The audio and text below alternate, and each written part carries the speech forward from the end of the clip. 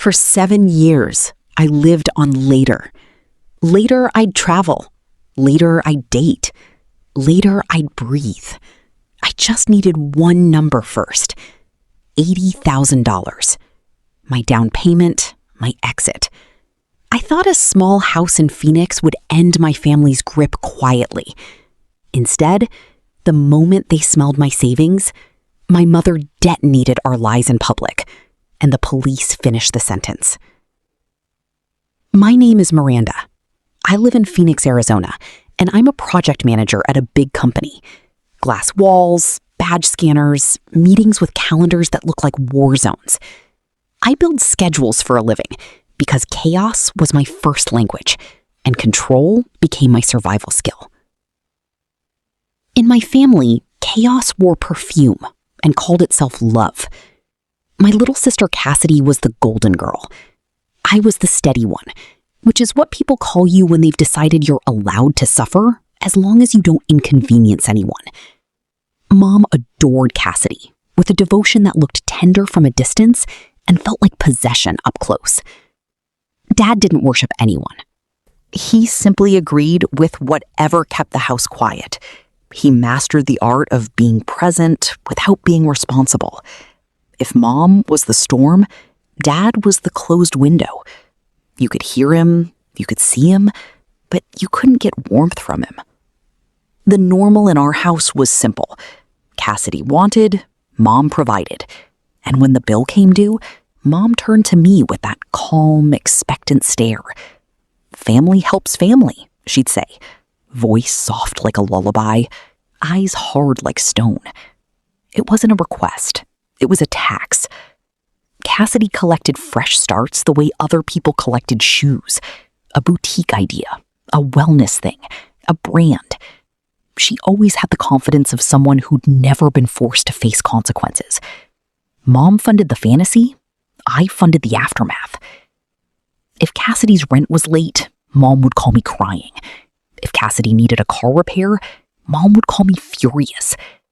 If Cassidy made a mess, Mom would hand me a mop and call it sisterhood. I learned to say yes the way other people learned to say please. Not because I wanted to, because refusing meant punishment. Not always loud punishment. Sometimes it was the silent kind. Mom's tight smile, Dad's blank stare, Cassie's wounded look, like I'd ruined her life by having boundaries. So I became the reasonable daughter, the adult in the room, the one who never needed anything. And when you never need anything, people forget you're human. 7 years ago, something in me finally snapped. Not dramatic, not cinematic, just a quiet moment in my apartment when I looked at my bank account and realized I had spent my 20s financing a family that treated me like a utility. I opened a new savings account and named it Phoenix, not the city, the bird, the thing that burns and still rises. I cut everything. I stopped buying lunch out. I stopped saying yes to every birthday trip, every weekend getaway, every impulse purchase. I drove the same car until the air conditioner coughed warm breath in summer. I watched coworkers post photos of brunch that looked like sunlight, while I ate meal-prepped chicken in a plastic container at my desk. Every time Mom called, I'd feel my stomach clench, but I'd still answer, because training runs deep. Cassidy married Elias in her late 20s. He was a quiet accountant with gentle eyes and the kind of mind that noticed patterns. He wrote down everything. He didn't drink drama like it was champagne. I liked him instantly, which should have warned me. Mom hated him for being boring, which meant hard to bend. Their marriage cracked, then collapsed, and Mom acted like she'd been the injured party. He couldn't handle a real woman, she announced loud enough for neighbors to hear. Some men are intimidated by sparkle. Cassidy smiled too brightly and kept scrolling her phone, like the screen could give her stability. Elias vanished. Mom pretended it was proof she'd been right, and I kept saving. By the time my offer on a modest Phoenix house was accepted, I was days from closing. The down payment sat in my account like a door key I'd been carving for years. I let myself imagine a backyard chair, evening heat, and silence that belonged to me. I even let myself imagine a future where my phone could ring and I wouldn't flinch. Then Mom called. She didn't say hello. She went straight into panic, always convincing until you noticed it had choreography. "Miranda," she cried, breathy and urgent. "This is a disaster. Cassidy is going to jail." "Why?" I asked, already standing, pacing toward the hallway, like movement could outrun bad news. "Debt," she snapped. $120,000. Microloans, collectors, court. They're saying fraud. They're threatening prison. My mouth went dry. Cassidy doesn't even... How would she? "She's reckless," Mom cut in. And there it was, the familiar knife disguised as concern. "You know how she is. This is what happens when someone doesn't listen." "I need to talk to her," I said. "No." The word cracked like a whip. "Do not call her. She'll lie. She'll deny it because she can't handle responsibility. Don't make this harder. Just transfer your $80,000 to my account. I'll handle lawyers. I'll make it go away." "That's my down payment," I said slowly, tasting the words like they might protect me. "That money isn't yours. Bail your sister out first." Mom hissed. "A house can wait. Your sister can't." A familiar heat rose in my throat, anger mixed with old guilt. "Where are your savings?" A pause. One heartbeat too long. "They're tied up," she said quickly. "Complicated. Miranda, you're the only one who can do this." There it was again. The crown of responsibility pressed onto my head like it belonged there. "No," I said, and my voice sounded steadier than I felt. Silence turned to ice. "Excuse me. I'm calling Cassidy," I said, and hung up before she could turn my boundary into a courtroom. My hands shook as I dialed my sister. She answered on the third ring. "Miranda, did Mom call you too?" After work, I drove to Cassidy's place without telling Mom. I expected Cassidy's usual glossy life. I found a cheap rental apartment off a busy road, the kind where the parking lot smells like hot asphalt and old fast food. Her door had a dent near the handle, like someone had tried to kick their way into her life. Cassidy opened it, wearing sweatpants and fear. Her hair was scraped back, her eyes swollen. She looked smaller, like panic had eaten pieces of her. "I didn't do it," she blurted before I even stepped inside. "I didn't sign anything. They froze my account. I tried to buy groceries and my card declined and the cashier looked at me like I was a criminal." On her counter, envelopes screamed "Final Notice" in red. Her phone buzzed every few minutes. She flinched every time, then forced herself not to pick up, like answering might pull her under. "Mom says you did," I said. Cassidy laughed once, broken. "Mom says I forgot that I was wild. She keeps telling me I deserve it. She keeps saying, this is what happens when you don't think. Like she's trying to convince me I'm guilty, so I'll stop fighting." Her hands shook. Either someone did this to me, or I'm insane. I watched her tremble and felt old resentment fight with what I was seeing. Pure fear. Cassidy had always been selfish, but this wasn't selfishness. This was someone drowning, while the person holding the rope insisted she deserved the water. Act as a professional voiceover artist. Generate this voiceover with consistent speed and clear articulation from start to finish. Avoid any long silences or stuttering between paragraphs. The output must be optimized for video editing software like CapCut for perfect synchronization and clear audio-to-text transcription. "I'll figure it out," I said, "but I need you to tell me everything you remember. Any calls, any emails, anything that looks even slightly off." Cassidy wiped her face hard.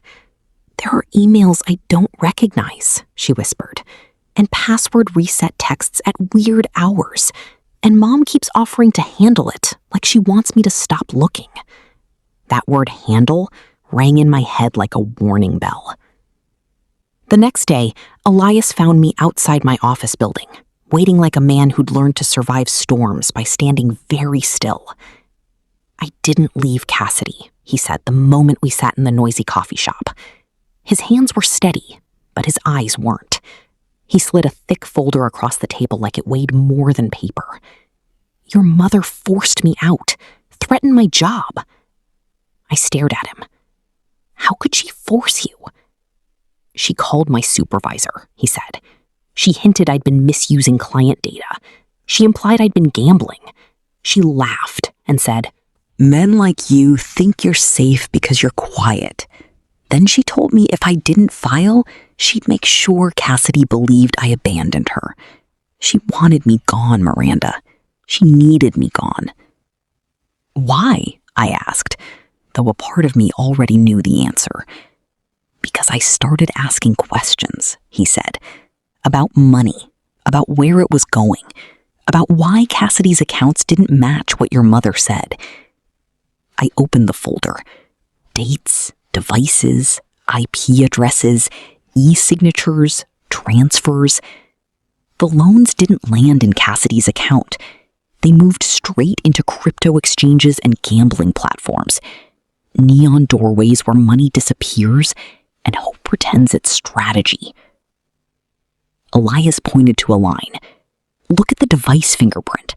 Same one across multiple applications. Look at the IP range. Same neighborhood, same provider. And look at the timestamps. Some were filed when Cassidy was asleep. Some when she was with me. She didn't do this. He lowered his voice.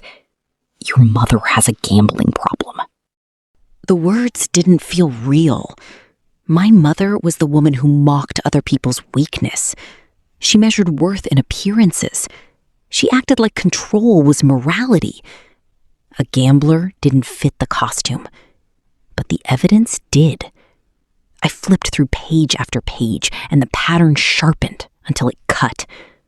Loans taken out, funds routed, cash converted, losses chased.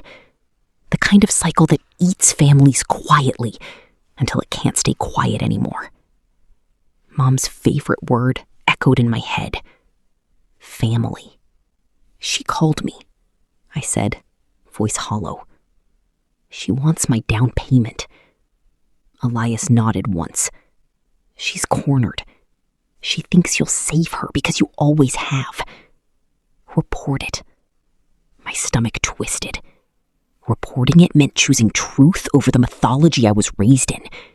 It meant saying out loud that my mother was capable of something criminal. Then I pictured Cassidy shaking in that apartment, doubting her own mind. And I pictured my escrow deadline, my only chance to build a life that wasn't built on someone else's emergencies. Okay, I said. We report it. At the police station, the air smelled like disinfectant and old coffee. A detective took the folder, asked calm questions, and wrote my answers into something official. Does your mother have access to Cassidy's documents? Yes. Does she know her personal information? Yes. Has she ever handled Cassidy's mail? Yes, constantly.